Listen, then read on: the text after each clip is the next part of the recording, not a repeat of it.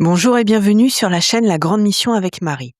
Dans cette vidéo de la série Révéler Dieu dans le ton de l'Apocalypse, nous allons montrer comment la gloire de Dieu se révèle à travers sa maîtrise totale de l'histoire humaine.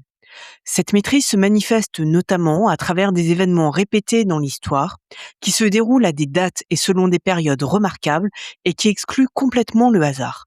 Ces événements historiques prouvent l'existence d'un plan de Dieu pour l'humanité, fait de jugements pour les hommes impies et pécheurs, mais aussi d'offres de pardon.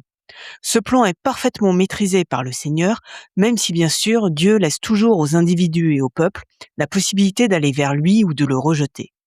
Nous allons notamment montrer que l'histoire de Jérusalem, la ville sainte que Dieu s'est choisie, et de son temple consacré à Dieu, se déroule à l'intérieur de cycles de 490 ans, incluant eux-mêmes plusieurs cycles, de 49 ans, de 434 ans, de 7 ans.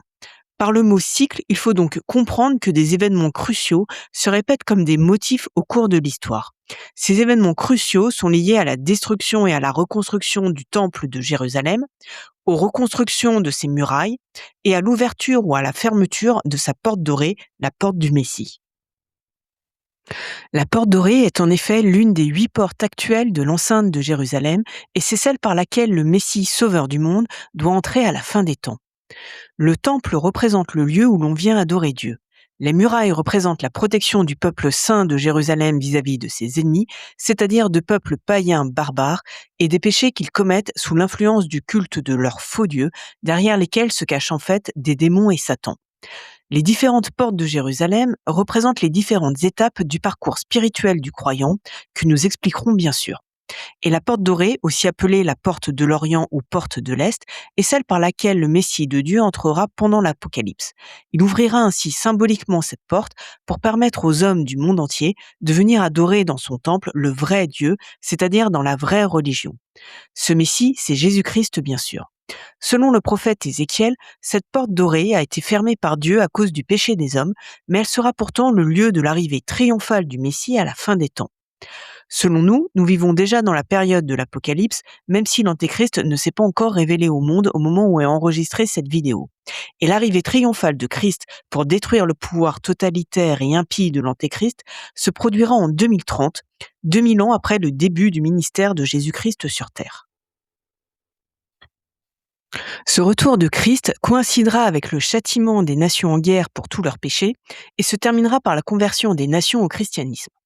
Dans la Bible, disons pour faire simple, que le mot nation désigne les peuples non juifs en général, et plus spécialement les empires et nations du Moyen-Orient qui ont attaqué Jérusalem tout au long de son histoire. Le mot nation désigne aussi par extension tous les pays du monde, car ils sont tous dirigés par des hommes de pouvoir manipulés par Satan. Pour l'instant, le royaume de Dieu sur terre n'est pas encore établi. Mais les prophéties que nous allons étudier ici sont des prophéties de l'Ancien Testament, en particulier celles du livre d'Ézéchiel. Or, la Bible nous parle du destin des nations du Moyen-Orient, ennemis historiques d'Israël. Ces prophéties nous disent que ces nations seront châtiées 7 fois par Dieu au cours de leur histoire, à chaque fois qu'elles auront profané le lieu saint à Jérusalem. Après la destruction du deuxième temple de Yahvé et l'avènement du christianisme, le lieu saint de Jérusalem deviendra la basilique du Saint-Sépulcre, là où repose le tombeau du Christ.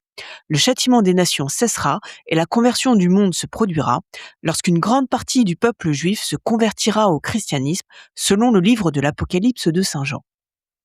Jésus-Christ répandra alors un esprit de grâce et de supplication parmi le peuple juif, qui vivra alors sa 7e et dernière période de tribulation, c'est-à-dire d'épreuve, pendant l'Apocalypse. Car selon la parole de Jésus-Christ lui-même rapportée dans les évangiles, Jérusalem sera foulée aux pieds des nations jusqu'à ce que le temps des nations soit accompli. Aux Juifs qui l'ont rejeté, Jésus dira « Vous ne me verrez plus jusqu'à ce que vous disiez « Béni soit celui qui vient au nom du Seigneur », c'est-à-dire jusqu'à ce qu'ils s'inclinent devant lui comme étant le Messie sauveur envoyé par Dieu le Père, et y compris leur sauveur face à l'Antéchrist qui voudra les détruire.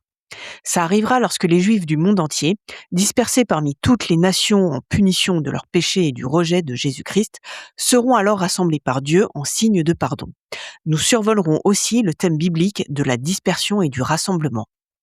Dans les prophéties d'Ézéchiel sur le châtiment des nations, nous nous intéresserons aussi particulièrement à ces prophéties sur l'Égypte. D'abord parce que selon nous, le sort de l'Égypte dans la prophétie d'Ézéchiel au chapitre 30 symbolise en fait le sort de deux États à la fin des temps, la France et les États-Unis. Nous justifierons pourquoi cette interprétation, bien sûr.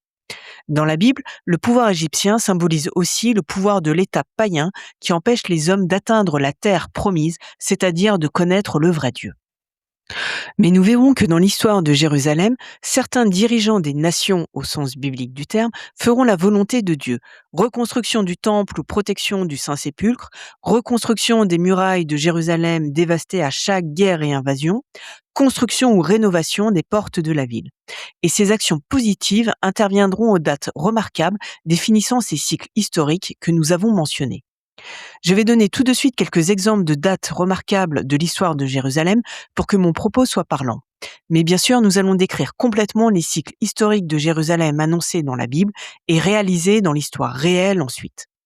Ainsi, par exemple, il s'est écoulé un certain nombre d'années entre l'ordre de construire le premier temple de Jérusalem, le temple de Salomon, et l'ordre de le reconstruire après sa destruction par les Babyloniens.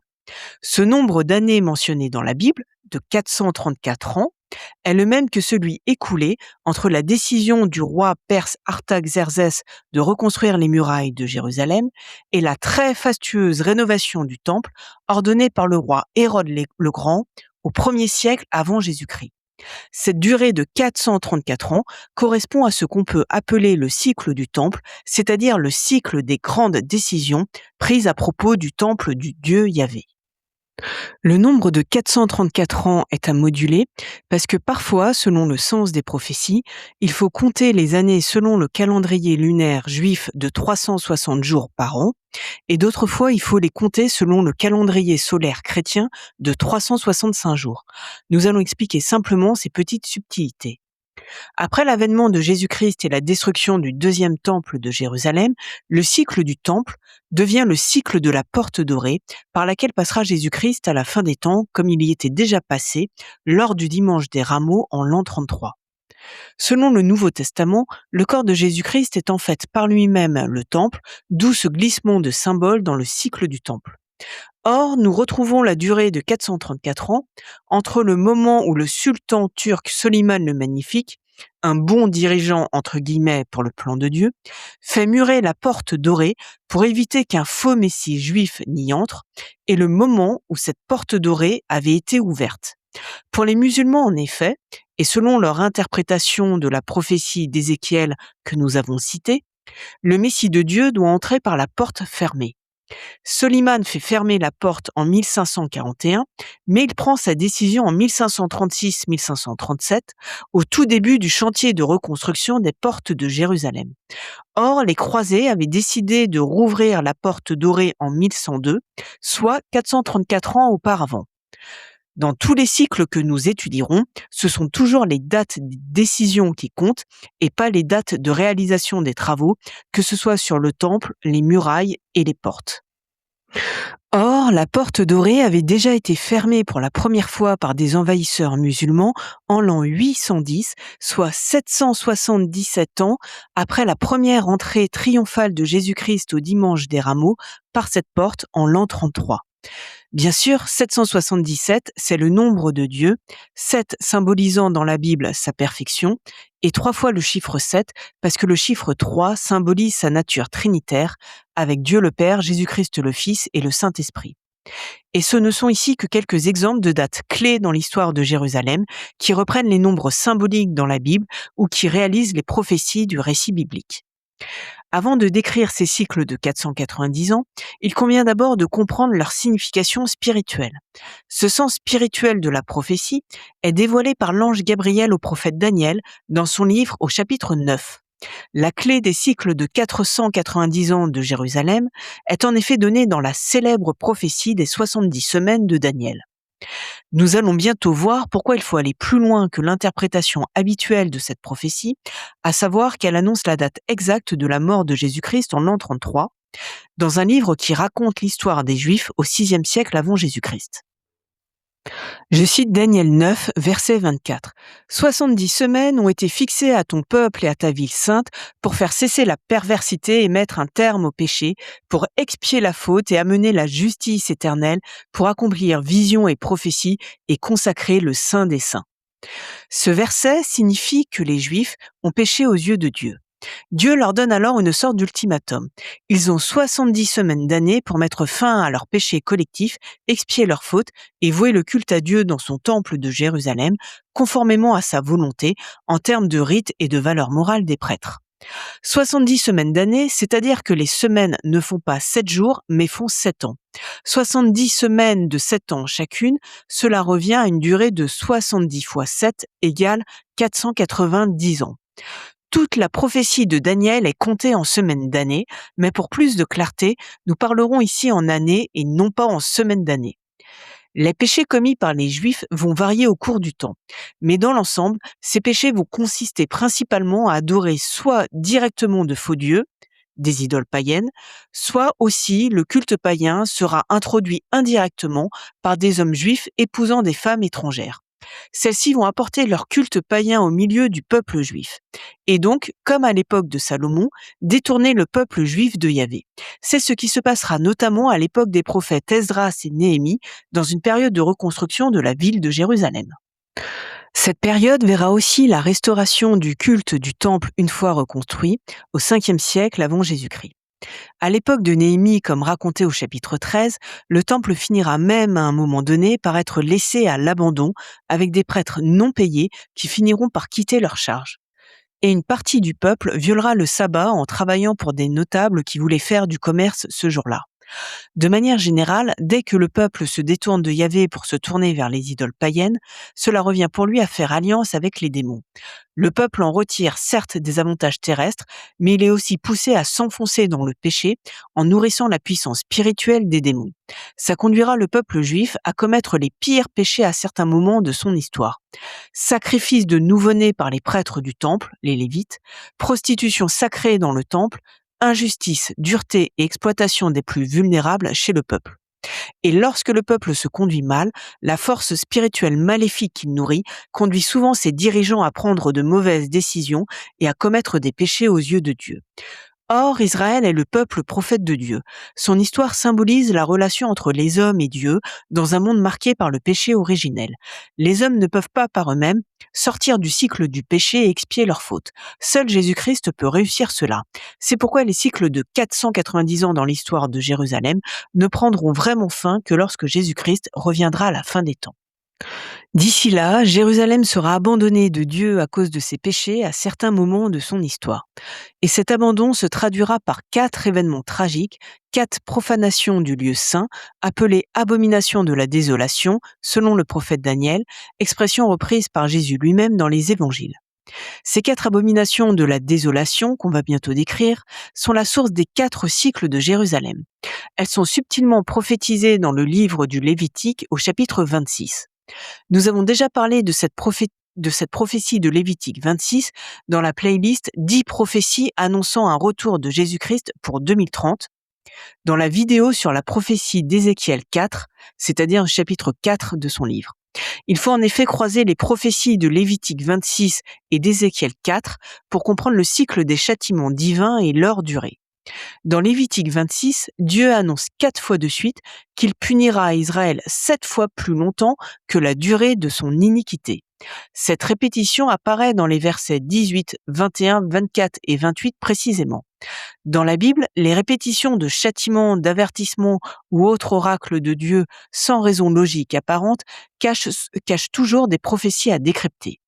Les 4 châtiments divins de Lévitique 26, ces 4 châtiments subis par Jérusalem au cours de son histoire, sont en fait 4 avertissements donnés aux Juifs et au monde en général avant le jugement dernier. On le comprend à travers le livre du prophète Jérémie au chapitre 11 de son livre. Dans ce chapitre, il y a aussi 4 étranges répétitions qui sont 4 avertissements proclamés par Dieu. Écoutez les paroles de cette alliance. Maudit soit l'homme qui n'écoute pas les paroles de cette alliance. Écoutez ma voix et mettez en pratique tout ce que je vous prescris. Écoutez les paroles de cette alliance et mettez-les en pratique. En fait, c'est un avertissement sur le choix crucial que devront faire les hommes à la fin des temps. Choisir Christ, son amour et sa justice, ou choisir l'antéchrist, sa violence et son injustice. C'est le choix crucial qui devra nous sauver ou nous damner pour l'éternité à la fin des temps. C'est aussi bien sûr le choix que nous faisons tous dans notre vie individuelle. Les punitions de Dieu sont un moyen de nous avertir des conséquences de notre rejet de son alliance pour notre salut. Les punitions divines entrent dans des cycles de 490 ans et ces cycles symbolisent la plénitude, soit avant le jugement, soit avant l'accomplissement, lorsque le peuple de Dieu est racheté de ses fautes. Les 4 cycles de la ville sainte Jérusalem se caractérisent par 4 abominations de la désolation, pour reprendre le vocabulaire biblique. Ces 4 abominations de la désolation correspondent historiquement à la destruction du premier temple de Jérusalem par les Babyloniens en 586 avant Jésus-Christ. Ce temple sera par la suite reconstruit à partir de l'an -520. Ce sera le deuxième temple. Deuxième abomination, la profanation et la consécration sacrilège du deuxième temple au culte de Zeus perpétré par le roi séleucide Antiochus Épiphane IV en 164 avant Jésus-Christ. La destruction du premier temple et la profanation du deuxième temple sont les châtiments de Dieu sur les Juifs en réponse à leur adoration de faux dieux, la négligence du culte de Yahvé et la corruption morale en général. Troisième abomination de la désolation. Elle correspond à la destruction du second temple en 70 après Jésus-Christ par l'empereur romain Titus. Cette destruction est notamment la conséquence du rejet par les Juifs de Jésus-Christ qu'ils ont fait crucifier par l'intermédiaire des Romains. C'est aussi la punition pour la persécution des premières communautés chrétiennes venant après Jésus-Christ. Et encore une fois aussi, c'est la punition d'une génération moralement pervertie. Le corps de Jésus-Christ étant le véritable temple, Dieu ne donnera plus son accord pour la construction d'un nouveau temple après celui-là, après le corps de Jésus, sauf bien sûr à la fin des temps et après la conversion des Juifs. La quatrième abomination de la désolation est la construction de la mosquée Al-Aqsa sur le site du temple au 7e siècle après Jésus-Christ. Cette mosquée est le symbole de la domination musulmane sur Jérusalem. Cette domination est la punition des Juifs pour leur messianisme politique et guerrier. Toutes les tentatives de reconstruction d'un troisième temple par ce messianisme juif au cours de l'histoire sera mis en échec par Dieu. Nous vivons actuellement un autre cycle de Jérusalem, c'est celui du messianisme religieux. C'est le péché par lequel la Jérusalem-Babylone corrompt le monde politique et économique à travers le monde entier et propage les fausses religions et idéologies athées. L'expression Jérusalem-Babylone est employée ici parce que c'est ce pouvoir corrupteur que symbolise la ville de Babylone dans la Bible. Et ceci dans l'objectif de détruire le christianisme et de faire avancer l'agenda du Grand Israël.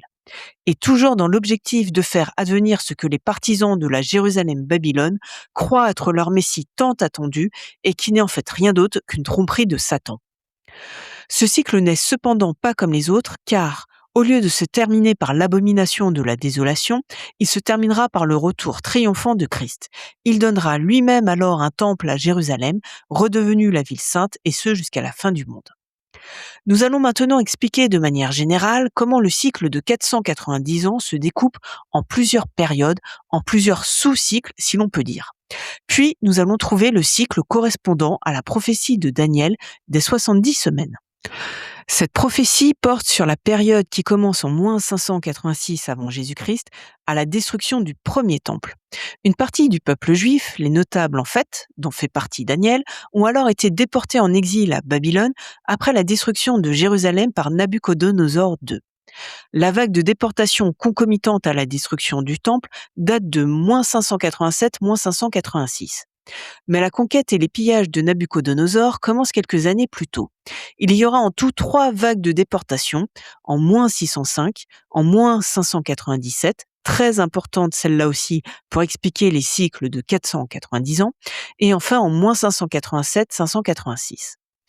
En déportation, Daniel prie Dieu pour qu'il ait pitié de son peuple et qu'il fasse cesser cet exil et la ruine de Jérusalem. L'ange Gabriel, envoyé par Dieu à Daniel, va alors donner à Daniel la prophétie des 70 semaines. Cette prophétie explique en fait la mécanique de ces cycles historiques de 490 ans. Elle annonce aussi les luttes finales de la période de l'Apocalypse. Après l'explication sur la prophétie de Daniel, nous allons utiliser la clé des cycles sur d'autres événements charnières dans l'histoire d'Israël. Ça nous permettra de décrypter les 4 abominations de la désolation. Nous allons enfin survoler rapidement d'autres cycles de 490 ans qui ne sont pas associés à des profanations du Temple saint de Jérusalem. Ce sont des cycles associés aux guerres entre musulmans et croisés chrétiens pour le contrôle de Jérusalem, mais aussi des cycles bien antérieurs à cette période. Car les cycles de 490 ans commencent en réalité avec Abraham, le patriarche fondateur, qui reçut la promesse d'alliance de Yahvé. Voici maintenant l'explication sur la mécanique du cycle. Le cycle de 490 ans se décompose en 3 sous-cycles. Un sous-cycle de 49 ans, un sous-cycle de 434 ans et un sous-cycle de 7 ans. Les 3 sous-cycles ne se succèdent pas toujours de manière continue pour des raisons particulières tenant à l'histoire des Juifs. Mais nous allons retrouver plusieurs cycles complets de 490 ans malgré tout. Le sous-cycle de 49 ans. C'est le délai entre une punition ou la fin d'une période de prospérité décidée par Dieu et le début du pardon divin. Les 49 ans correspondent à la période du jubilé établi au temps de Moïse. Le jubilé était une année de libération et de renouveau, marquée par l'annulation des dettes, la libération des esclaves, la réintégration dans ses propriétés et le repos des cultures agricoles. Selon Lévitique 25, après 49 ans, la proclamation du jubilé à la 50e année était la proclamation d'une année dite sainte. Vient ensuite le sous-cycle de 434 ans. C'est le délai entre l'ordre de construire ou reconstruire les murailles de Jérusalem et ou de son temple et l'accomplissement de cette promesse ou au contraire une abomination de la désolation selon le comportement bon ou mauvais des Juifs. Dieu utilise alors des rois étrangers ayant conquis Jérusalem pour faire exécuter ces décrets divins. Le sous-cycle de 7 ans maintenant. Il correspond à 7 ans de tribulation des Juifs, c'est-à-dire d'épreuves en période de guerre sous le règne d'un roi antéchrist. Mais Dieu finit toujours par détruire cet antéchrist, lui et son empire, peu de temps après son règne de 7 ans et ses sacrilèges sur le lieu saint. Maintenant que nous avons ce cadre en tête, nous pouvons l'appliquer à la prophétie de Daniel, mais seulement dans un très rapide résumé, car un commentaire plus détaillé a déjà été exposé dans une vidéo dédiée à la prophétie des 70 semaines, dans la série sur 10 prophéties annonçant un retour de Jésus-Christ pour 2030. La prophétie est donnée par l'archange Gabriel au chapitre 9 du livre, entre les versets 25 et 27. Je lis le verset 25, où Gabriel dit à Daniel : « Sache et comprends, depuis l'instant où fut donné l'ordre de rebâtir Jérusalem jusqu'à l'avènement d'un Messie, un chef, il y aura 7 semaines. Pendant 62 semaines, on rebâtira les places et les remparts, mais ce sera dans la détresse des temps. » L'ordre de rebâtir Jérusalem a été pris par Dieu en moins 586, après la destruction de Jérusalem et du Temple. La promesse divine est exécutée par le Messie, le chef, cité dans le verset 25. En fait, le terme utilisé dans le texte original correspond à un chef politique, un conducteur désigné par Dieu. Comme nous le dit le livre d'Esdras au chapitre 1, ce chef, c'est Cyrus le Grand, roi de Perse, qui succède aux Babyloniens dans la conquête de Jérusalem. Esdras nous apprend que l'ordre a été donné en moins 538. Par rapport à la date de moins 586, c'est 48 ans plus tard. Le verset biblique parle d'un délai de 7 semaines d'année, soit 49 ans.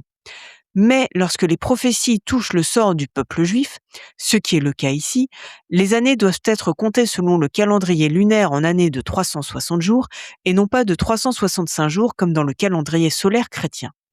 Pour faire la conversion entre la durée affichée dans le texte biblique et la durée de ce qui est pour nous des années juives entre guillemets, il faut multiplier cette durée par 360 et diviser ensuite par 365.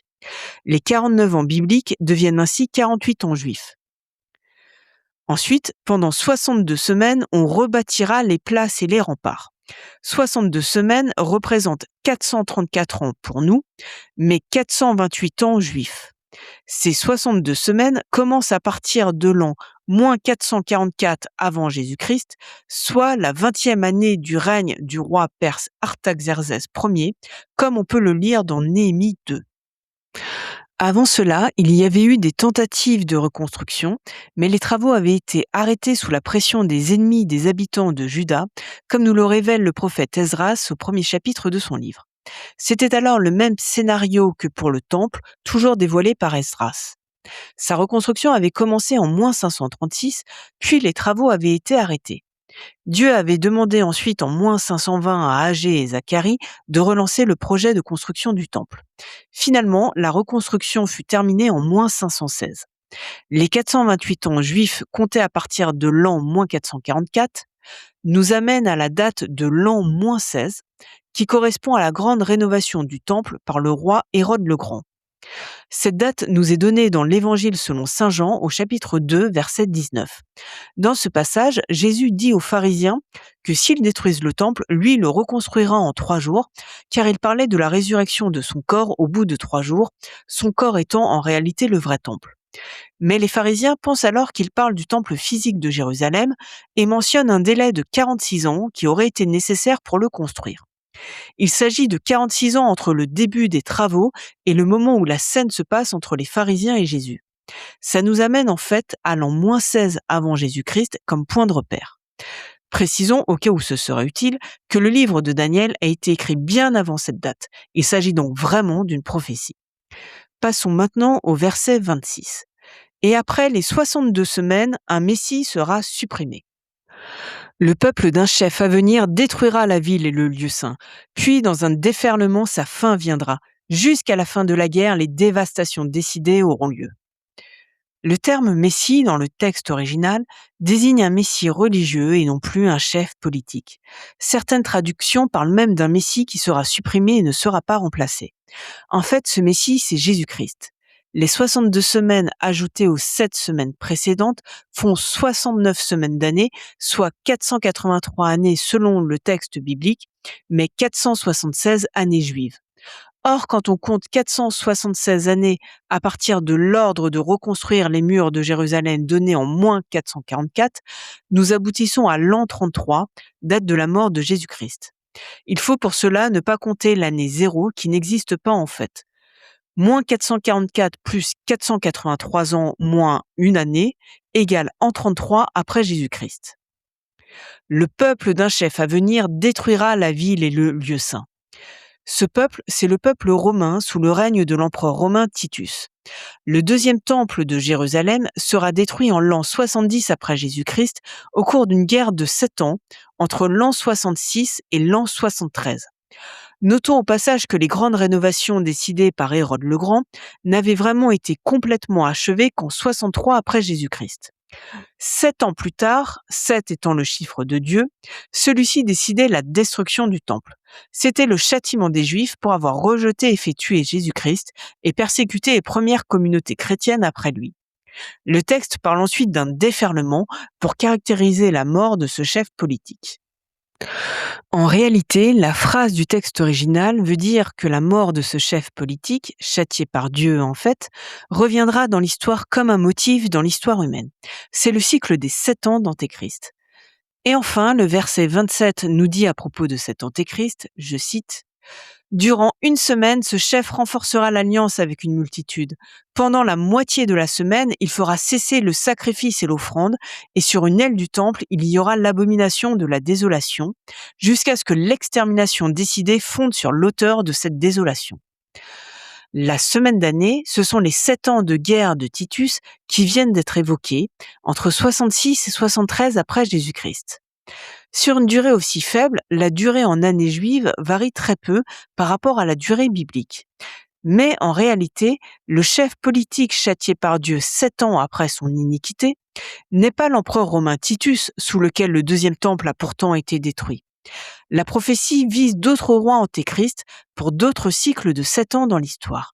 Car l'empereur romain Titus ne voulait pas détruire le temple en l'an 70. C'est un soldat romain qui est responsable de l'incendie. Le châtiment prophétique s'applique en fait au peuple romain lui-même.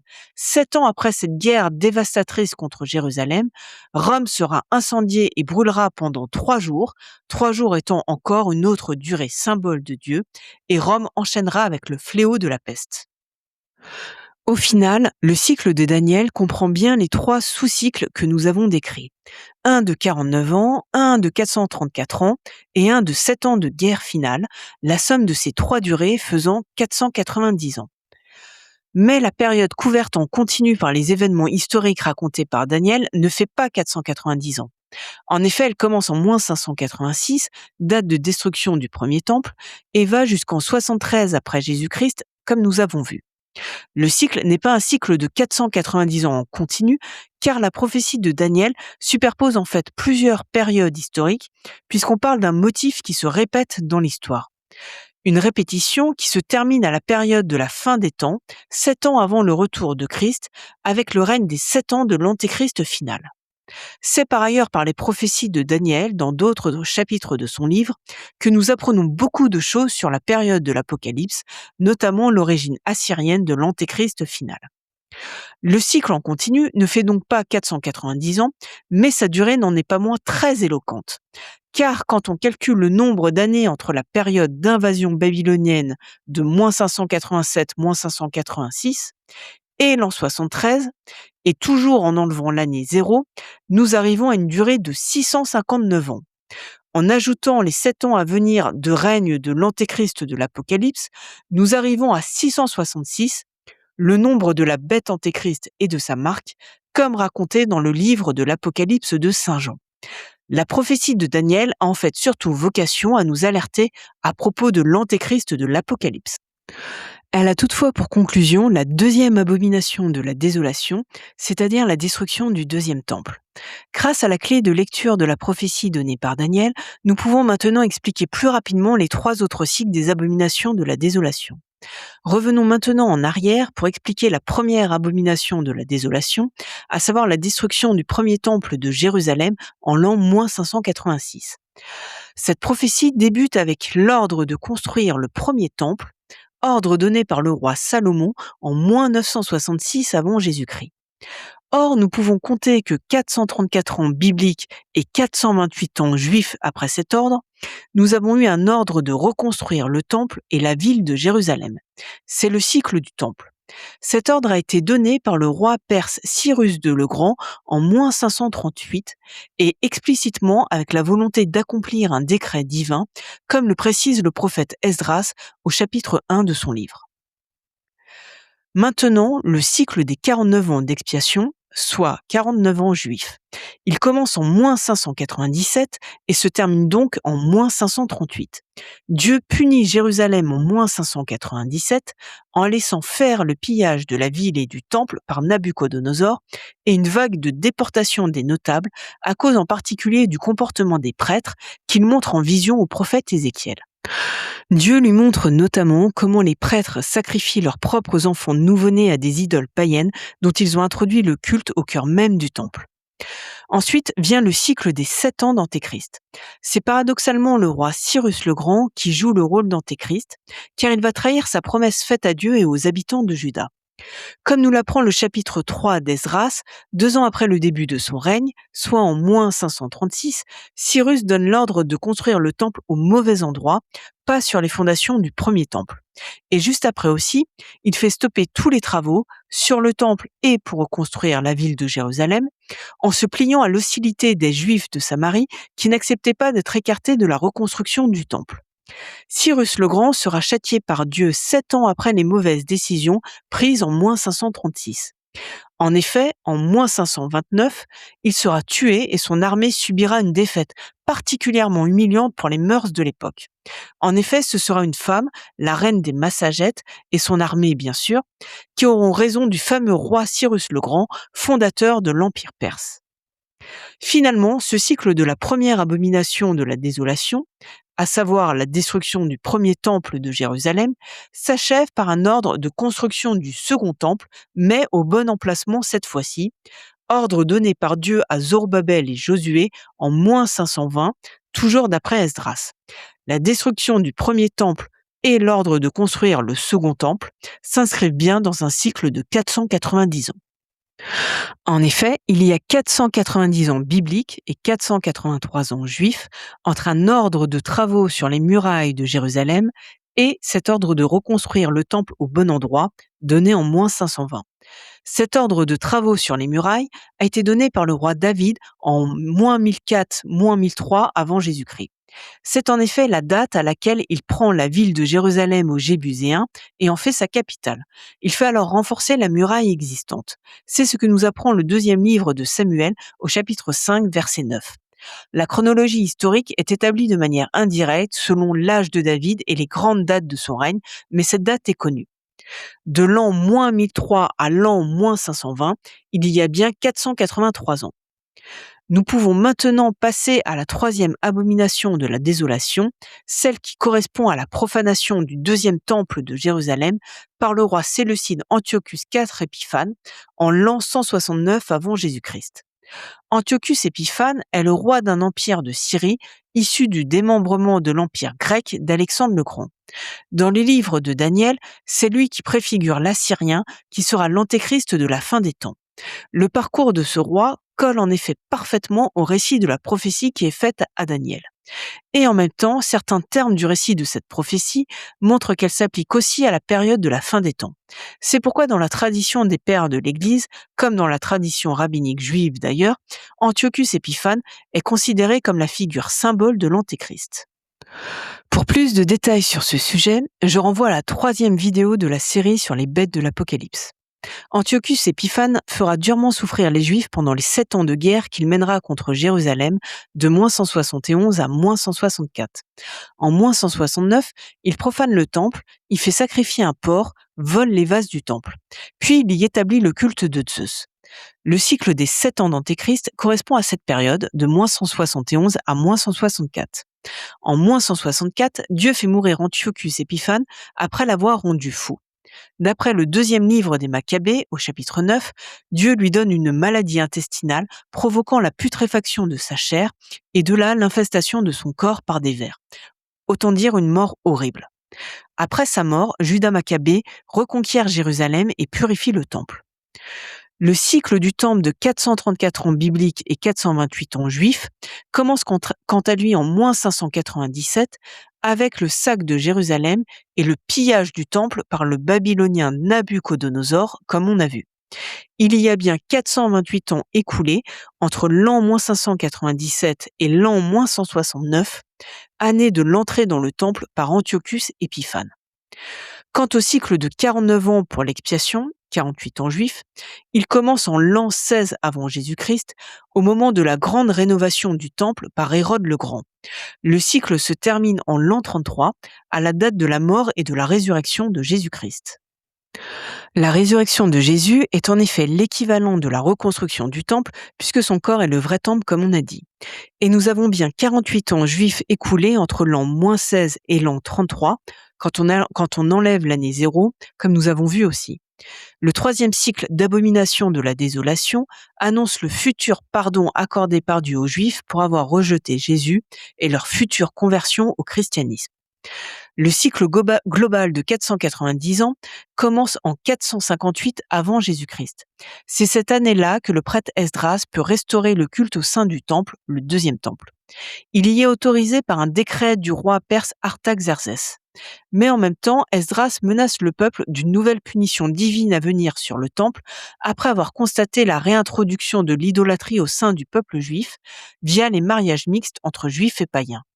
La date de ces événements est connue grâce au chapitre 7 et au verset 8 du livre d'Esdras. Ce verset mentionne le 5e mois de la 7e année du règne du roi perse Artaxerxès, cité au premier verset de ce même chapitre. Ça nous donne l'an 458 comme point de départ de la prophétie. Le point d'arrivée est la date de la mort et de la résurrection de Jésus en l'an 33. Il y a en effet 490 ans entre l'an -458 et l'an 33, toujours quand on retranche l'année 0. Mais cette fois, comme Jésus offre le salut et la promesse de résurrection après la sienne au monde entier et pas seulement aux Juifs, nous passons au calendrier solaire chrétien et le cycle dure vraiment 490 ans. Nous pouvons maintenant aborder la quatrième abomination de la désolation. Elle correspond à la construction de la mosquée Al-Aqsa sur le mont du Temple, terminée en 697 après Jésus-Christ. À partir de la crucifixion de Jésus-Christ voulue par les Juifs, il n'y a plus de cycle du temple, ni de cycle de 49 ans avant le jubilé pour expier les fautes, car il n'y a plus de pardon possible. Le pardon n'interviendra qu'à la fin des temps, en 2030 selon nous, lorsque les Juifs reconnaîtront Jésus comme leur Messie. Il n'est plus nécessaire non plus de compter les cycles selon le calendrier lunaire des Juifs, puisque le salut de Jésus-Christ est universel. En toute logique, c'est le calendrier solaire chrétien qui s'applique. Or, nous pouvons noter qu'il s'est écoulé 490 ans entre, d'une part, la décision de l'empereur romain Hadrien en l'an 130 de renommer Jérusalem en Aelia Capitolina et d'en faire une ville païenne avec son temple païen, et d'autre part, le voyage nocturne de Mahomet en l'an 620.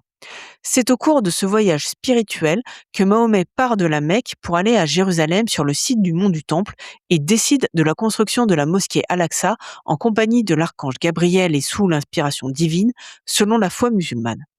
Ces 490 ans entre les années 130 et 620 après Jésus-Christ couvrent les règnes de deux hommes symbolisant les deux antéchrists de la fin des temps, un romain païen comme Hadrien et un musulman comme Mahomet. Je renvoie à la 4e vidéo de la série sur les bêtes de l'Apocalypse pour plus de détails sur ce sujet. En 130, l'empereur Hadrien avait donné l'ordre de construire sur le site de l'ancien temple de Yahvé un temple dédié à Jupiter. Ce temple ne sera rasé qu'en l'an 326 par l'empereur Constantin, soit 7 ans avant la construction du lieu saint qu'est la basilique du Saint-Sépulcre qui abrite le tombeau de Jésus. L'ordre d'Adrien était donc un ordre de construire une abomination de la désolation.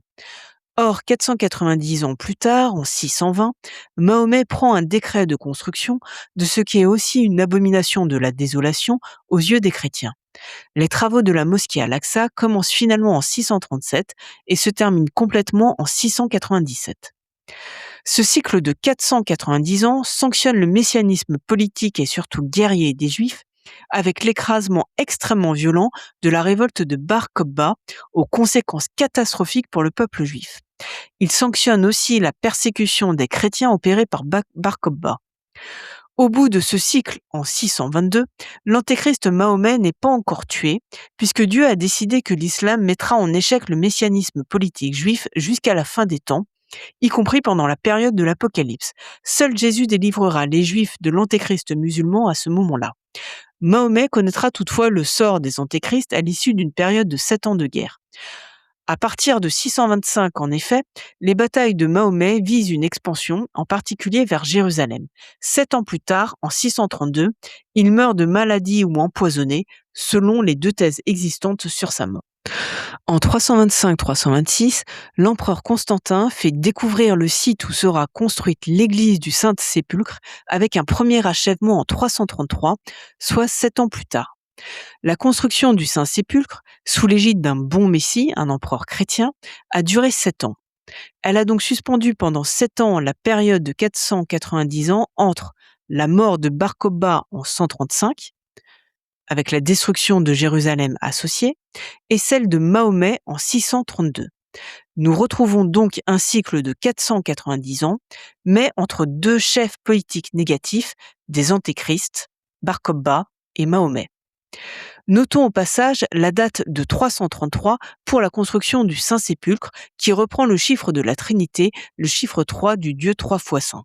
C'est une date à rapprocher de la tentative de Julien l'Apostat de reconstruire le troisième temple de Jérusalem en 363, dans le but de favoriser le paganisme. Dieu fera échouer son projet par une série de cataclysmes naturels et de fléaux pendant la construction. Et il fera mourir ce petit roi seulement 3 mois après cet échec. Mais notons que dans la date 363, le chiffre 6, qui est le chiffre de l'homme, remplace le chiffre 3. Rien n'est laissé au hasard dans le plan de Dieu.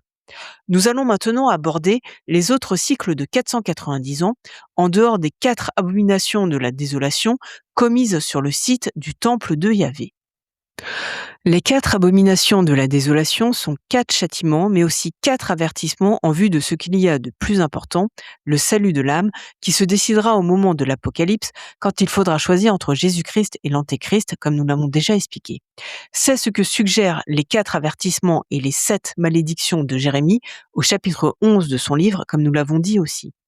Le récit de Jérémie présente sans doute des schémas qui se reproduiront à la fin des temps. Rupture de l'alliance, persécution des prophètes, impuissance des faux dieux face à la colère de Dieu, complot et trahison à Jérusalem, etc. Certains des autres cycles concernent la porte dorée, aussi appelée porte de l'Orient ou la porte de l'Est, de l'enceinte de Jérusalem. Un cycle de 490 ans apparaît dans le temps écoulé entre la construction de la mosquée Al-Aqsa en 697 et la fermeture de la porte dorée par le chef musulman Saladin en 1187. Rappelons que la fermeture de la porte est un geste positif de la part des musulmans destiné à bloquer l'entrée d'un faux messie juif pour y laisser entrer le vrai messie, Jésus-Christ, et permettre ainsi l'accomplissement de la prophétie d'Ézéchiel. Ce cycle est le symbole de la future conversion des musulmans à l'issue de la période de l'Apocalypse. Passons maintenant au cycle des autres portes de Jérusalem. Après l'avènement de Jésus-Christ, le cycle du temple de 434 ans se transforme dans le cycle des portes de Jérusalem. La porte symbolise l'accès à la cité de Dieu, c'est-à-dire l'entrée dans l'union intérieure avec Dieu. Or, il n'y a pas que la porte du Messie, c'est-à-dire la porte de l'Est ou porte dorée, qui est concernée. 6 portes ont été érigées ou refaites sous le sultan Soliman le Magnifique au XVIe siècle. Il s'est écoulé 434 ans entre l'ouverture de la porte dorée par les croisés en 1102 et la décision prise par le sultan ottoman Soliman le Magnifique dans les années 1536-37 du chantier de rénovation et de reconstruction des portes de Jérusalem. Les portes de l'union à Dieu sont donc étroitement liées à cette porte du Messie, la porte dorée. Le murage de la porte dorée est intervenu en dernier dans le chantier de reconstruction-rénovation des portes par Soliman le Magnifique en 1540. Comme nous l'avons dit, il s'écoulera un cycle de 490 ans entre la fermeture symbolique de cette porte au faux Messie et l'entrée surnaturelle et triomphale du Messie divin par cette porte, Jésus-Christ, en l'an 2030. Après cela, il n'y aura plus d'épisodes de destruction et de reconstruction de portes qui accompagnent chaque dévastation de Jérusalem, puisque Jérusalem ne sera plus attaquée. La porte dorée fut donc murée par Soliman, mais pas construite par lui, contrairement aux 6 autres portes. La 8e et dernière porte est la porte nouvelle, construite entre 1886 et 1898 sous les Ottomans. Elle a été ouverte au moment où la première Aliyah était en plein développement. L'Aliyah est le retour des Juifs vers la terre de leurs ancêtres. La 8e porte est donc le signe du renouveau, ce qui est d'ailleurs le symbole du chiffre 8 dans la Bible. Au-delà de la nouvelle porte et de la porte dorée, toutes les portes de Jérusalem ont une signification spirituelle. C'est ainsi que sont interprétées les 10 portes citées par le prophète Néhémie au chapitre 3 de son livre. Voici en résumé l'interprétation des pères de l'Église sur ces 10 portes selon leur inscription dans le récit biblique. Elles symbolisent le parcours du croyant. La porte des brebis symbolise la nouvelle naissance permise par le sacrifice à la croix de Jésus. La porte des poissons symbolise l'évangélisation. La porte vieille symbolise le retour aux vérités anciennes de la parole de Dieu. La porte de la vallée symbolise l'épreuve et l'école de l'humilité. La porte du fumier symbolise la repentance et la purification. La porte de la source symbolise l'effusion du Saint-Esprit qui suit cette purification. La porte des eaux symbolise la parole de Dieu. La porte des chevaux symbolise le combat spirituel. La porte de l'Orient porte l'espérance du retour de Christ. Et enfin, la porte de Mipkad symbolise le jugement au tribunal de Christ. Enfin, pour conclure cette étude sur les cycles de 490 ans, nous allons remonter plus loin dans le temps, dès l'Exode sous Moïse, et même dès la promesse d'alliance de Dieu à Abraham. Les cycles de 490 ans sont antérieurs au statut de Jérusalem comme étant la ville sainte et la capitale fondée par le grand roi David, et sont antérieurs aussi au temple de Salomon. Auparavant, il y a eu ce qu'on pourrait appeler le cycle de l'Égypte et qui est évoqué par saint Paul dans le livre des Actes des Apôtres, au chapitre 13, verset 19. Saint Paul nous dit que Dieu a donné le pays de Canaan aux Hébreux pendant 450 ans, après les 40 ans passés dans le désert suite à la sortie d'Égypte conduite par Moïse. Et ceci jusqu'à l'avènement du prophète Samuel qui fera entrer les Juifs dans l'ère des rois. Nous avons donc bien 490 ans entre une promesse de Dieu et l'accomplissement d'un nouvel ordre social. Et encore avant cela, nous avons le cycle d'Abraham. Dieu fait alliance avec Abraham et lui promet la terre de Canaan, comme raconté dans Genèse 15. Mais en même temps, il lui prophétise les épreuves à venir, à savoir la future période de 430 ans d'esclavage en Égypte. Cette période se termine par l'Exode et la loi donnée par Dieu sur le mont Sinaï. Cet esclavage est survenu après l'installation en Égypte de Jacob, le fondateur de la nation d'Israël, venu avec ses tribus. Or, Jacob est né 60 ans après la promesse faite à Abraham. La naissance de Jacob correspond au premier décret divin de mise en œuvre de la promesse. Les 430 ans d'esclavage en Égypte, en punition des péchés des Hébreux, poursuivent le cycle. 430 ans plus 60 ans nous donne bien une durée de 490 ans. Le cycle d'Abraham est un cycle universel de 490 ans et non un cycle juif de 483 ans. Car, comme le dit saint Paul dans Galates 3, c'est Jésus-Christ le descendant d'Abraham par qui se réalise la promesse de Dieu à Abraham, en lui seront bénies toutes les nations de la terre. Finalement, c'est Jésus-Christ lui-même qui nous donne le sens du cycle des 490 ans dans l'évangile de Matthieu au chapitre 18, versets 21 et 22. Quand Pierre lui demanda s'il devait pardonner jusqu'à 7 fois celui qui commettra des fautes contre lui, Jésus lui répondit: « Je ne te dis pas jusqu'à 7 fois, mais jusqu'à 70 fois 7 fois. » Maintenant, après avoir parlé du cycle de Jérusalem, nous allons parler du cycle des nations païennes à travers les prophéties d'Ézéchiel. La victoire totale de Jésus-Christ sur les nations au moment de son retour est explicite dans le livre de l'Apocalypse de Saint Jean. À la fin des temps, il les dirigera avec un sceptre de fer et il les obligera à reconnaître sa royauté. Par le mot nation, il faut surtout comprendre, comme nous avons dit, des nations païennes dirigées par des hommes ou des femmes très éloignés de la parole de Dieu. Nous avons vu, à travers le cycle de Jérusalem, que Dieu abandonne sa ville sainte à ses ennemis lorsque Jérusalem a péché contre Dieu. Mais mis à part Jérusalem, les punitions et offres de miséricorde divine concernent aussi le reste du territoire qu'on appelle aujourd'hui Israël et qui dans l'Antiquité s'appelait le royaume de Samarie. La Samarie et le royaume de Juda avaient alors fait scission depuis les successeurs du roi Salomon. Nous avons vu dans la vidéo sur la prophétie d'Ézéchiel et du livre du Lévitique, dans la playlist sur les 10 prophéties qui annoncent un retour de Jésus-Christ pour 2030, qu'Israël sera puni 7 fois, une période de 390 ans, pour ses péchés. Punition qu'elle n'aurait pas eue bien sûr si elle n'avait pas péché contre Dieu. Nous avons vu que cette période de 7 fois 390 ans, c'est-à-dire 2730 ans, démarrait à compter de la première punition divine qui s'était traduite par le siège des Assyriens en 701 ans avant Jésus-Christ.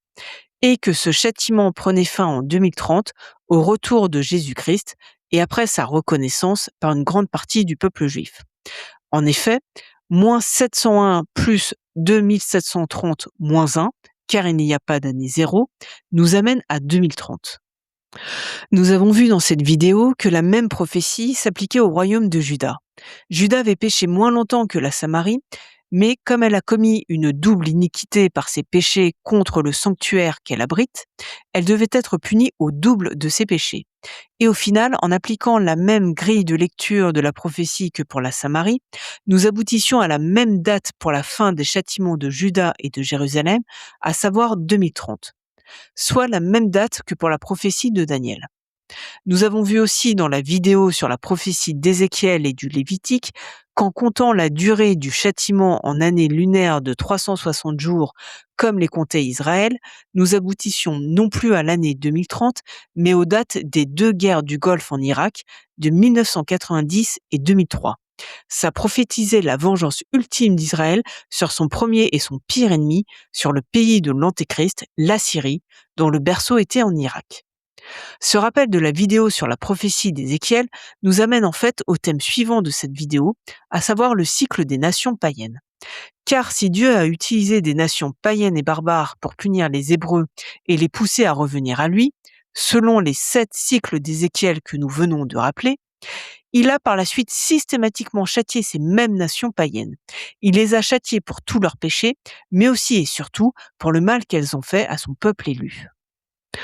Dieu a châtié les nations païennes elles aussi à travers 7 châtiments successifs au cours de leur histoire, châtiments prophétisés dans le chapitre 30 du livre d'Ézéchiel.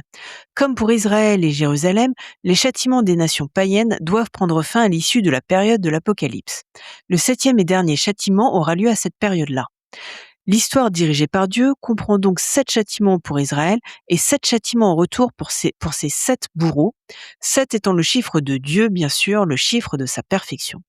Nous allons maintenant nous intéresser au châtiment suivi de la rédemption d'un pays en particulier, l'Égypte, prophétisé au chapitre 30 d'Ézéchiel. Nous nous y intéressons parce que cette prophétie concerne le moment où Jésus-Christ va intervenir dans le cours des événements de l'Apocalypse pour châtier les nations ennemies du peuple saint de Dieu, les Juifs mais aussi les chrétiens. Des pays symbolisés par l'Égypte dans le livre d'Ézéchiel feront d'abord partie du mauvais camp avant de devenir des instruments de Dieu pour renverser les nations alliées à l'Antéchrist.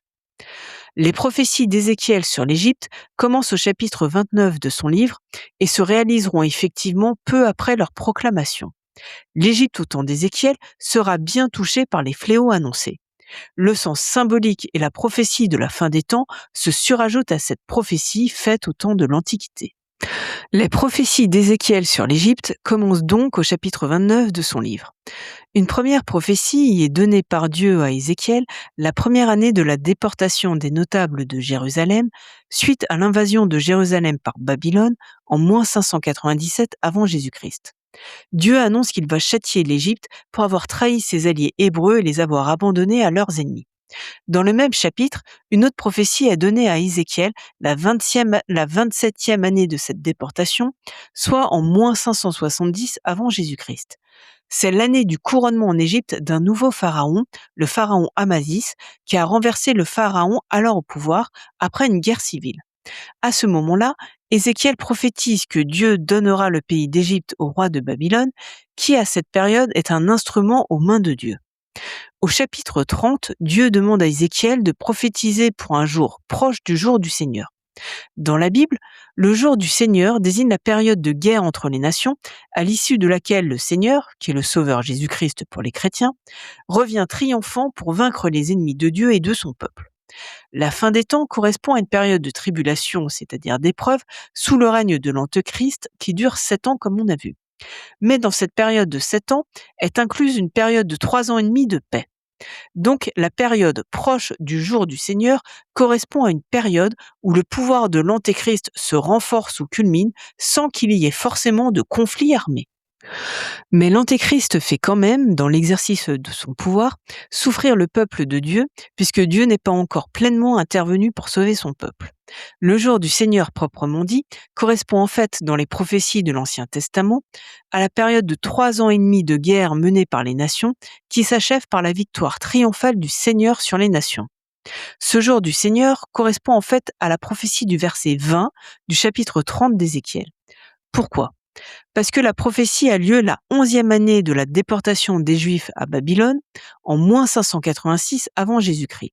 C'est aussi la date, comme on l'a vu, de la destruction du premier temple de Jérusalem. C'est donc une date cruciale pour l'entrée du Messie sauveur sur la scène du monde. La 11e année fait aussi écho à la 11e corne de la bête de la fin des temps, décrite au livre de Daniel et qui désigne l'Antéchrist. Je renvoie aux vidéos de la playlist sur les bêtes de l'Apocalypse pour plus de détails.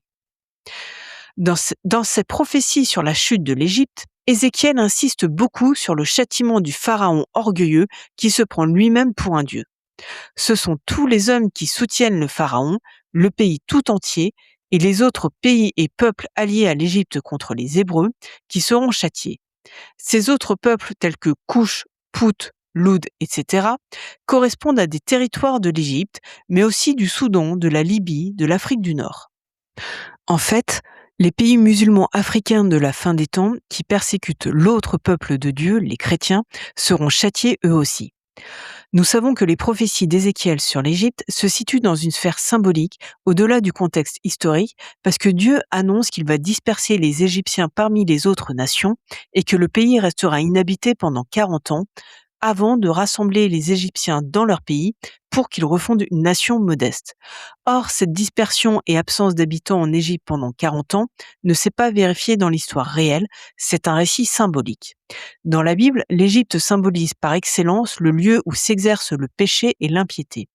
Elle symbolise le lieu de l'esclavage et le peuple des hommes qui empêchent les autres d'atteindre la terre promise, c'est-à-dire la vie avec Dieu. L'Égypte symbolise donc l'antithèse du lieu saint. En fait, la prophétie d'Ézéchiel concerne aussi, de manière voilée, ce qui arrivera pendant la période de l'Apocalypse à deux états clés assimilables par leur péché à l'Égypte. Nous allons justifier pourquoi il y aura deux états et pas un seul. Ils seront châtiés, mais ils finiront par revenir vers Dieu. Tout comme ils finiront par revenir vers Dieu, à l'issue de la période de l'Apocalypse, les 10 grandes nations ennemies jurées des Juifs au cours de leur histoire, qui doivent subir ce fameux cycle des 7 châtiments. Nous allons donc commencer par décrypter qui sont ces deux états de notre monde moderne. Pour faire simple, nous les appellerons les deux Égyptes. Ensuite, nous montrerons où sont prophétisés dans le livre d'Ézéchiel les châtiments des 10 nations. Et enfin, nous montrerons comment ces prophéties se sont concrètement réalisées dans l'histoire réelle de ces 10 nations. Notons que dans la Bible, le nombre 10 symbolise la plénitude de la puissance politique dressée contre Dieu. Nous savons par les prophéties du livre de Daniel que le roi du Nord, c'est-à-dire l'Assyrien antéchrist de la fin des temps, sera âprement combattu par un roi du Midi, selon les chapitres 10 et 11 du livre. Ce roi du Midi correspond historiquement au roi égyptien qui a combattu à plusieurs reprises l'Assyrien Antiochus Épiphane, préfigurateur de l'antéchrist de la fin des temps, comme on a dit. Ceci après avoir fait alliance avec lui. Nous avons déjà vu que les événements racontés sur la lutte entre le roi du Nord et le roi du Midi dans le livre de Daniel, entre les versets 36 et 45 du chapitre 11, ne se sont pas encore produits dans l'histoire et qu'ils concernent la fin des temps. Le pharaon égyptien visé par Ézéchiel 30 comme un dirigeant de la fin des temps désigne donc aussi ce roi du Midi égyptien. Malgré les châtiments annoncés pour l'Égypte pécheresse, celle-ci finit donc par devenir l'instrument de Dieu pour combattre le roi du Nord antéchrist. Nous pouvons alors comprendre que la période de défaite militaire, d'épreuve et de rédemption de l'Égypte impie pourra prendre fin après l'enlèvement de l'Église. Enlèvement que nous avons daté pour octobre 2031 dans notre proposition de calendrier de l'Apocalypse. C'est en effet après l'enlèvement de l'Église que de nombreuses conversions de personnes endurcies jusque-là dans leur rejet de Dieu aura lieu, après cet événement spectaculaire. Et aussi après une période de prédication de l'Évangile aux peuples qui ne connaissent pas encore le vrai Dieu. Nous avons détaillé cela dans la vidéo sur la 7e trompette de l'Apocalypse, dans la playlist sur le calendrier de l'Apocalypse. Mais pourquoi disons-nous qu'il y aura à la fin des temps deux États, deux Égyptes? Parce que dans sa prophétie, Ézéchiel appuie le fait que Dieu brise les deux bras du Pharaon, dont on nous dit au verset 22 qu'il a un bras valide et un bras déjà brisé. Pourquoi Dieu briserait-il encore un bras déjà brisé? Ce non-sens apparent cache une prophétie, comme la répétition de la phrase « Je vais disperser les Égyptiens parmi les nations, les disséminer parmi les pays ». Cette mention de la dispersion des Égyptiens apparaît 2 fois dans le chapitre, à seulement 4 versets d'écart, et tandis que nous sommes dans la même prophétie, celle faite la 11e année de la déportation. Comme dans le livre du Lévitique, la répétition sans raison des annonces de châtiment cache une prophétie à décoder. Or, l'hypothèse de deux États symbolisés par l'Égypte est cohérente dans le sens où, à la fin des temps, il y aura deux rois antéchrist, l'un issu du monde occidental et persécuteur des chrétiens, et l'autre issu du Moyen-Orient et persécuteur des Juifs. C'est ce que nous avons longuement justifié dans l'une des vidéos de la série sur les bêtes de l'Apocalypse. Il est donc logique qu'il y ait à la fin des temps également deux rois du Midi, deux rois d'Égypte, pour combattre ces deux antéchrists.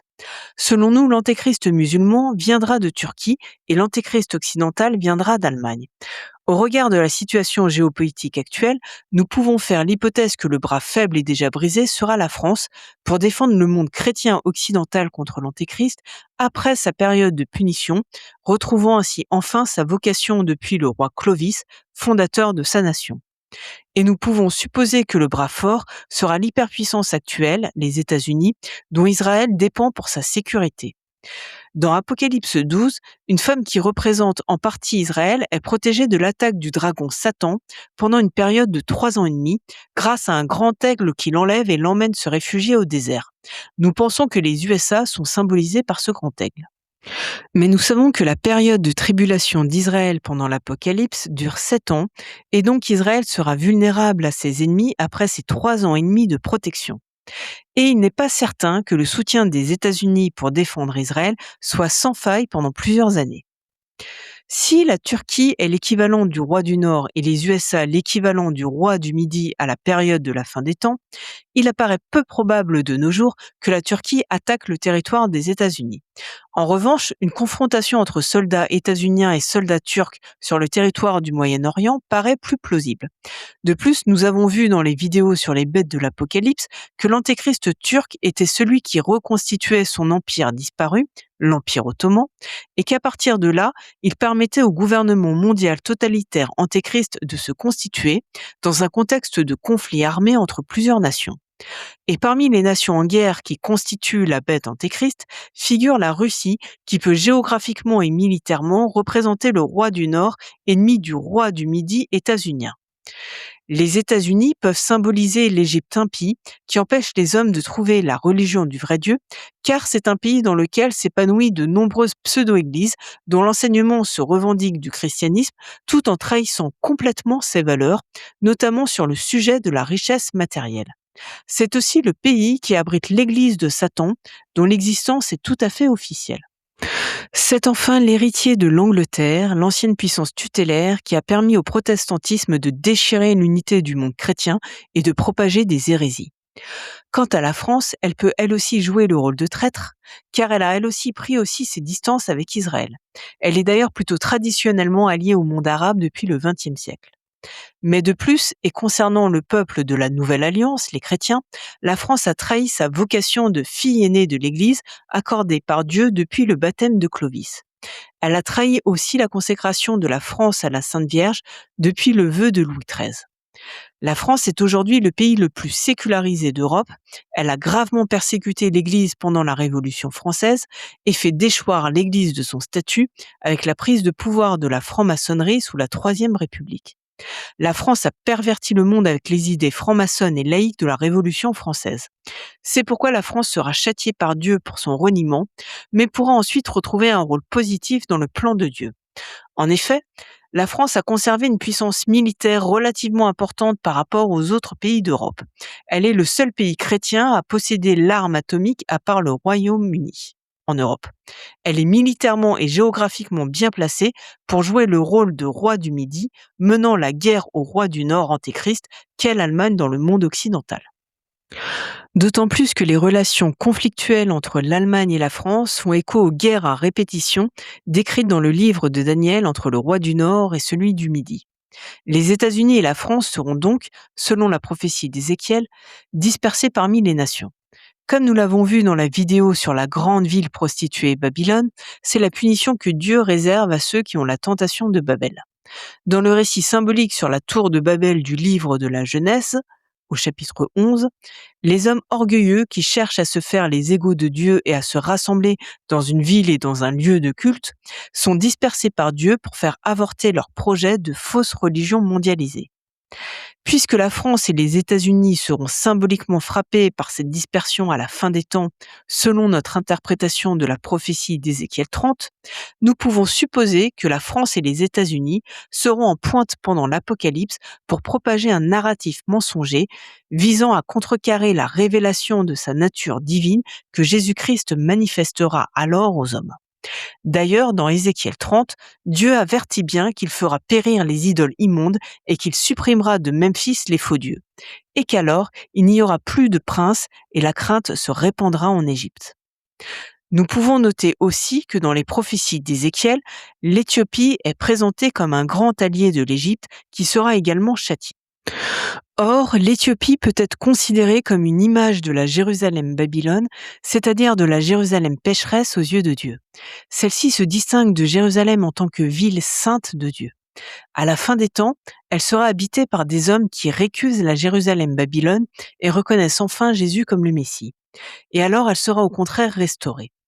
Pourquoi l'Éthiopie symbolise-t-elle la Jérusalem-Babylone? Parce que la tradition juive considère que la tribu de Dan, l'une des 12 tribus fondatrices de la nation d'Israël, vient d'Éthiopie. Les Beta Israël, une communauté juive éthiopienne, revendiquent d'ailleurs une descendance avec la tribu de Dan. Pourtant, dans l'Ancien Testament, certains passages présentent la tribu de Dan comme celle jouant le rôle de traître pour son peuple. C'est pour cela que dans le livre de l'Apocalypse, la tribu de Dan est la seule des 12 tribus à ne pas être citée quand sont dénombrés les 144 000 juifs qui doivent recevoir le sceau de Dieu, c'est-à-dire être baptisés car convertis au christianisme. La tribu de Dan représente les Juifs qui, à la fin des temps, auront fait le choix de l'Antéchrist. Ils seront les habitants de Jérusalem en tant que ville Babylone. Dans la vidéo dédiée à la grande prostituée, nous avons justifié en quoi Jérusalem sera cette grande ville prostituée, détruite par Jésus à son retour et appelée symboliquement Babylone dans le livre de Saint Jean. Elle sera détruite car elle est la mère de toutes les fausses religions et de la corruption politique et économique dans l'histoire humaine. Tirant les ficelles du monde, elle sera sans doute dans l'ombre liée à ce narratif mensonger visant à égarer les hommes que nous venons d'évoquer. La Jérusalem-Babylone est prête à tout pour faire advenir sur la scène du monde son faux messie dans son faux troisième temple. Et dans Ézéchiel 30, Dieu dit qu'il enverra des messagers inquiéter la tranquille Éthiopie qui la symbolise. Celle-ci, selon le texte, tremblera le jour où le jugement de Dieu s'abattra sur l'Égypte, c'est-à-dire le jour où les États-Unis seront trop affaiblis pour la soutenir face à tous ses ennemis. Ces nations ennemies seront au nombre de 10, d'après le livre de l'Apocalypse de Saint Jean. Il s'agit des 10 cornes de la bête de la mer, bête qui représente en fait le gouvernement mondial antéchrist. La bête possède 7 têtes qui représentent les 7 empires païens qui au cours de l'histoire ont conquis Jérusalem, et les 10 cornes sont 10 nations ou royaumes issus du démembrement de ces empires. Ces 10 cornes sont aussi prophétisées par Daniel lorsqu'il décrit la bête empire de la fin des temps. Je renvoie pour les détails à la série de vidéos sur les bêtes de l'Apocalypse. Ceci posé, nous pouvons maintenant aborder les 7 châtiments de ces 10 nations historiquement ennemies d'Israël. Nous allons d'abord évoquer les prophéties d'Ézéchiel sur ces nations, puis montrer que l'histoire de ces nations démontre que les prophéties se sont réalisées. Il s'agit de 10 nations, mais aussi du châtiment de leurs rois très orgueilleux et très belliqueux à leur tête. Ils sont jugés par Dieu dans la Bible, et leur jugement n'est d'ailleurs pas mentionné que par Ézéchiel. Les prophéties de destruction sont d'ailleurs très fréquentes dans les livres des prophètes. Par exemple, l'Égypte et la Syrie sont mentionnées dans le livre de Naoum, comme dans Ézéchiel 31, l'Empire babylonien dans Jérémie et dans Ézéchiel 21, l'Empire perse et Tyr dans Ézéchiel 26 à 28, Sidon dans Ézéchiel 28, la Philistie dans Ézéchiel 25, Moab, Ammon et Édom dans Ézéchiel 25, comme Moab et Ammon dans Jérémie 49. Ces nations sont destinées à être jugées et punies chacune 7 fois au cours de l'histoire humaine. Nous savons qu'il y aura 7 punitions parce qu'il y a 7 oracles du Seigneur dans Ézéchiel 30. Et nous savons déjà que les étranges répétitions de ce type ont un sens caché dans la Bible. Elles symbolisent l'occurrence d'un événement répété. Les 7 oracles sont les suivants. Verset 2. Ainsi parle le Seigneur Dieu. Hurlez pour ce jour de malheur. Verset 6. Ainsi parle le Seigneur. Ils tomberont les soutiens de l'Égypte. Verset 8. Alors on saura que je suis le Seigneur, lorsque je mettrai le feu à l'Égypte et que tous ceux qui l'aident seront brisés. Verset 10. Ainsi parle le Seigneur Dieu. Je supprimerai les richesses de l'Égypte par la main de Nabuchodonosor, roi de Babylone. Verset 13. Ainsi parle le Seigneur Dieu. Je ferai périr les idoles immondes, etc. Verset 19. J'exécuterai mon jugement contre l'Égypte. Alors on saura que je suis le Seigneur. Verset 22. C'est pourquoi, ainsi parle le Seigneur Dieu, me voici contre Pharaon, roi d'Égypte. Après ces 7 oracles, il y a bien un 8e et dernier oracle avec la phrase « Alors on saura que je suis le Seigneur » qui termine le chapitre. Mais cet oracle arrive après la dispersion des Égyptiens et il annonce le renouveau à venir pour l'humanité, comme le symbolise le chiffre 8 dans la Bible. La compréhension des châtiments des ennemis de la ville sainte nous est donnée par la prophétie de Daniel sur la statue de Nabuchodonosor au chapitre 2 du livre de Daniel. Dans ce chapitre, Daniel, instruit par Dieu, explique au roi babylonien la vision qu'il a eue en rêve. Au verset 28, Daniel précise bien que Dieu révèle un mystère qui arrivera à la fin des jours. Et au verset 44, il parle d'un temps où un royaume s'établira pour l'éternité. C'est le royaume de Dieu, bien sûr. Nous sommes donc là encore, comme pour toutes les prophéties de l'Ancien Testament, au-delà de l'histoire d'Israël dans l'Antiquité. Daniel explique à Nabuchodonosor: Ô roi, voici ta vision. Une énorme statue se dressait devant toi, une grande statue, extrêmement brillante et d'un aspect terrifiant. Elle avait la tête en or fin, la poitrine et les bras en argent, le ventre et les cuisses en bronze, ses jambes étaient en fer, et ses pieds en partie de fer, en partie d'argile. Tu étais en train de regarder. Soudain, une pierre se détacha d'une montagne sans qu'on y ait touché. Elle vint frapper les pieds de fer et d'argile de la statue et les pulvérisa. Alors furent pulvérisés tout ensemble le fer et l'argile, le bronze, l'argent et l'or. Ils devinrent comme la paille qui s'envole en été au moment du battage. Ils furent emportés par le vent sans laisser de traces. Quant à la pierre qui avait frappé la statue, elle devint un énorme rocher qui remplit toute la terre.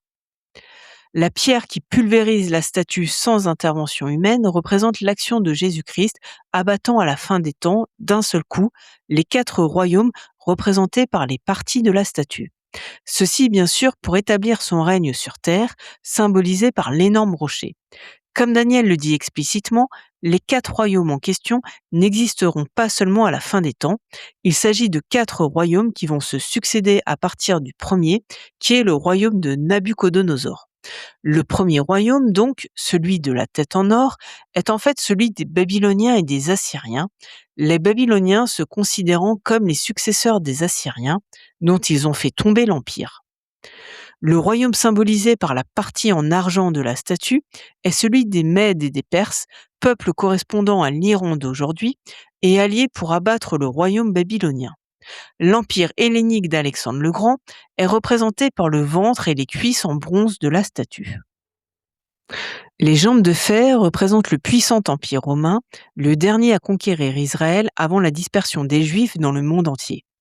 Les pieds mêlés de fer et d'argile représentent l'empire romain reconstitué à la fin des temps pour former le gouvernement antéchrist. C'est lui que Jésus-Christ abattra pour établir son royaume sur terre pendant le millénium. Daniel dit à Nabuchodonosor au sujet de ce dernier royaume: Tu as vu le fer associé à l'argile, parce que les royaumes s'uniront par des mariages, mais ils ne tiendront pas ensemble, de même que le fer n'adhère pas à l'argile. Au moment de l'Apocalypse, donc, les pays alliés dans le gouvernement mondial antéchrist finiront par se diviser et peut-être par se combattre les uns les autres. C'est ce que laisse supposer l'alliance rompue entre le roi du Nord et le roi du Midi, qui finissent par se combattre avec acharnement. D'ici la période de l'Apocalypse, les 7 empires et les 10 nations qui en sont issus et vont à diverses reprises au cours de son histoire profaner le lieu saint de Jérusalem et chercher à l'empêcher de reconstruire ses remparts qui la protègent symboliquement du monde païen. Ils seront alors systématiquement châtiés par Dieu après leur iniquité. Pour autant, certains chefs de guerre issus du monde païen se révéleront comme des protecteurs de Jérusalem et de ce qui deviendra son vrai lieu saint, à savoir la basilique du Saint-Sépulcre. À cela, Dieu donnera la domination sur d'autres nations de la région au cours de leur guerre perpétuelle. Les empires du Moyen-Orient persécuteurs d'Israël dans les récits de l'Ancien Testament seront détruits. Après l'avènement de l'islam, les califats et sultanats arabes disparaîtront aussi, ou leurs capitales seront dévastées à chaque fois qu'ils auront attenté à la ville sainte. Les royaumes du Moyen-Orient vont disparaître, Irak, Iran, Syrie, Égypte, Jordanie, etc. Mais ils vont se reconstituer au XXe siècle après la disparition de l'Empire ottoman qui les avait absorbés et après les créations de nouveaux États suite à la Seconde Guerre mondiale. Ces États seront eux aussi châtiés à cause de leur guerre contre Israël pour l'empêcher d'exister malgré la volonté divine qui s'est exprimée en permettant à Israël de l'emporter à chaque fois à 1 contre 10. En effet, la reconstitution d'Israël en 1948 des enfants dispersés de Dieu signe le début de la fin de leur punition. Nous venons de voir toute la symbolique de la dispersion et du rassemblement dans la Bible. Les guerres contre l'existence d'Israël sont donc un motif de punition, d'autant que lors de ces guerres, les murailles de Jérusalem ont parfois été détériorées. Les punitions seront notamment la guerre Iran-Irak de 1980, les deux guerres du Golfe de 1990 et 2003, les printemps arabes de 2011 et la guerre civile en Syrie de 2012 à 2018. Par la lecture du livre d'Ézéchiel, nous comprenons que Dieu châtie le mal fait à son peuple saint. Mais au-delà aussi, il châtie l'orgueil des rois, la prédation économique sur les nations affaiblies comme Juda et la violence des peuples. Et notamment aussi ce que le prophète appelle au chapitre 25, la volonté de détruire Israël dans une haine perpétuelle, avec l'action pour la vengeance et le mépris au cœur. Voyons maintenant quelques exemples dans l'histoire de Jérusalem qui illustrent ce schéma des réactions de Dieu face aux nations païennes. L'histoire de l'Empire ottoman dans sa relation avec Jérusalem nous enseigne sur la justice de Dieu. Soliman le Magnifique a fait ce qui était bien aux yeux de Dieu. Il a fait reconstruire les murailles de Jérusalem et a accordé la restauration du Saint-Sépulcre à Charles Quint. En récompense, il obtiendra la domination sur les autres pays musulmans, Iran, Irak, Syrie, Égypte, Arabie. Mais au XVIIIe siècle, le pouvoir ottoman fera ce qui est mal aux yeux de Dieu en portant atteinte à la gestion du Saint-Sépulcre. En effet, à l'époque de l'Empire ottoman, comme aujourd'hui encore, 6 communautés chrétiennes se partagent la gestion du Saint-Sépulcre. Les Grecs orthodoxes et les Latins catholiques sont les principales communautés à se battre régulièrement pour prendre le contrôle du lieu saint. À l'époque du sultan ottoman, ce sont ces décrets, les firmans, qui décident de la gestion du lieu saint. Ceux-ci sont souvent donnés sous l'empire de la corruption ou de la pression politique. C'est au XVIIIe siècle que la désorganisation s'instaure avec l'apparition du statu quo, obligeant l'accord unanime des 6 communautés chrétiennes pour tout aménagement dans le Saint-Sépulcre. En 1728 apparaît encore la fameuse échelle dite inamovible sous la fenêtre de sa façade, posée par des ouvriers arméniens. Personne ne peut déplacer cette échelle, encore de nos jours, sans l'accord des 6 communautés. Elle est devenue le symbole de la paralysie dans la gestion du Saint-Sépulcre, encore renforcée par des décisions prises par le sultan ottoman après des affrontements entre communautés chrétiennes en 1757. Le blocage déraisonnable et permanent qui paralyse la gestion du Saint-Sépulcre manifeste très possiblement une infiltration de mouvements occultistes antichrétiens parmi les communautés chrétiennes en charge de la gestion, ce qui s'apparenterait à une profanation du lieu saint si c'était le cas. C'est d'autant plus crédible que le XVIIIe siècle est l'époque de la création de la franc-maçonnerie. La conséquence de cette atteinte au lieu saint est que l'Empire ottoman subit une grave défaite dans la guerre russo-turque de 1768-1774. Cette défaite coïncide avec le début d'un lent déclin pour l'Empire ottoman. En 1852, le traité du statu quo sur la gestion du Saint-Sépulcre empire la situation en introduisant des règles complexes et absurdes qui compliquent encore davantage la gestion du lieu saint. Or, l'année d'après, en 1853, l'Empire ottoman reçoit la qualification d'homme malade de l'Europe. Ce titre humiliant demeure encore aujourd'hui dans la mémoire de l'histoire. À partir de ce moment-là, le déclin de l'Empire ottoman s'accélère encore jusqu'à sa disparition après la Première Guerre mondiale. Notons qu'il existe quelques autres exemples positifs de protection des lieux saints et des chrétiens, en plus de celui de Soliman le Magnifique, comme celui du calife Omar ibn al-Khattab qui en 637 garantit la protection du Saint-Sépulcre et des chrétiens, ou encore celui du sultan Saladin, comme on a vu, qui en 1191 répare et renforce les murailles de Jérusalem, puis signe un traité de paix avec Richard Cœur de Lion. Mais les sacrilèges sont beaucoup plus nombreux du fait de la domination musulmane sur Jérusalem. Citons quelques exemples où les profanations dans la ville sainte de Dieu ont coûté cher à leurs auteurs. L'année 614 voit le saccage de Jérusalem et de grands massacres perpétrés par les Perses sassanides à Jérusalem. Ils emportent en Perse la vraie croix, c'est-à-dire la croix sur laquelle Jésus-Christ a été crucifié. Ils détruisent quasiment le Saint-Sépulcre. 8 ans plus tard, alors que l'Empire byzantin est au bord de l'effondrement à cause des conquêtes des Sassanides et que ceux-ci sont à l'apogée de leur pouvoir, un retournement de situation spectaculaire a lieu. L'empereur byzantin Héraclius contre-attaque les Perses et les bat. Le roi Khosrow II, sous le règne duquel le lieu saint a été profané, est tué par son propre fils en 628. En 629, les Perses rendent leur conquête, c'est-à-dire la Syrie, la Palestine, l'Égypte, ainsi que la vraie croix. Héraclius restaure le Saint-Sépulcre. La guerre civile ravage les Sassanides, 8 rois meurent en 4 ans.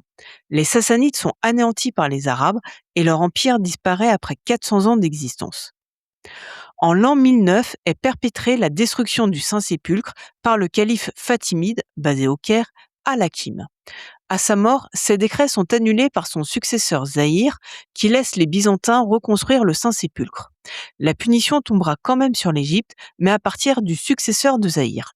Cette punition est la grande crise de 1065-1072 avec son cumul de fléaux, famine, peste, guerre civile, quasi-destruction du Caire.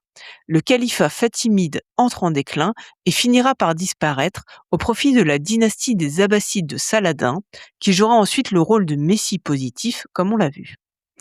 En 1219, le sultan ayoubite Al-Muazzam Isa de Damas rase toutes les murailles sauf la tour de David.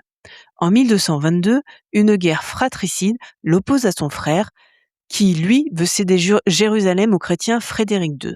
En 1227, Al-Muazzam meurt et son frère peut rendre la ville à Frédéric II. En 1244, les Khwarezmiens, des Turcs d'Asie centrale, mercenaires au service des Ayyoubides basés en Syrie, avec Damas pour fief, saccagent Jérusalem.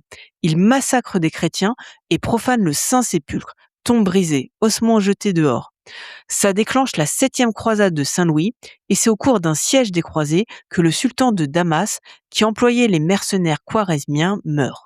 Il a seulement 44 ans et nous sommes seulement 5 ans après la profanation. Quant aux Khwarezmiens, 2 ans après la profanation, en 1246, ils avaient été massacrés sur ordre de ce même sultan de Damas, leur ancien employeur. Enfin, en 1260, Damas est ravagé par les Mongols.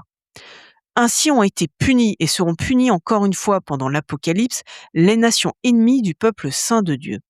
Quant aux Juifs, de nombreuses prophéties bibliques, associées à celles du jour du Seigneur, annoncent qu'à l'approche de la fin des temps, les Juifs dispersés dans le monde entier seront rassemblés par Dieu. C'est ce qui s'est déjà pratiquement accompli avec la création de l'État d'Israël en 1948. De nombreux Juifs du monde entier ont depuis cette date fait leur aliyah pour vivre sur la terre de leurs ancêtres. Mais Dieu manifestera sa sainteté dans le peuple juif seulement quand une grande partie de celui-ci l'aura enfin reconnu comme le Messie divin. Il lui accordera alors enfin la terre promise, c'est ce qui est prophétisé notamment dans Ézéchiel 28. Et cela suppose que les frontières de l'actuel Israël seront agrandies au détriment de ses ennemis, et notamment de la ville de Tyr, comme c'est raconté dans Ézéchiel 28, mais raconté aussi dans le livre de l'Exode au chapitre 15 à partir du verset 15. Dans ce passage, 3 autres peuples, à part celui de Tyr, sont cités comme devant céder leur terre à Israël pour que s'accomplisse la parole de Dieu sur la terre promise. Le chapitre 15 du livre de l'Exode commence par le cantique de la délivrance, le premier cantique de l'Écriture sainte. Je cite: alors Moïse et les fils d'Israël chantèrent ce cantique au Seigneur. Je chanterai pour le Seigneur, éclatante est sa gloire. Il a jeté dans la mer cheval et cavalier. Ma force et mon chant, c'est le Seigneur. Il est pour moi le salut. Il est mon Dieu, je le célèbre. J'exalte le Dieu de mon Père. Le cantique fait allusion au célèbre épisode de l'anéantissement de l'armée égyptienne sous les eaux de la mer Rouge, écartée par Dieu pour permettre le passage et la sortie du peuple hébreu d'Égypte avant de se refermer sur l'armée du Pharaon qui poursuivait les Hébreux. Le récit poursuit avec la traversée du désert du peuple juif.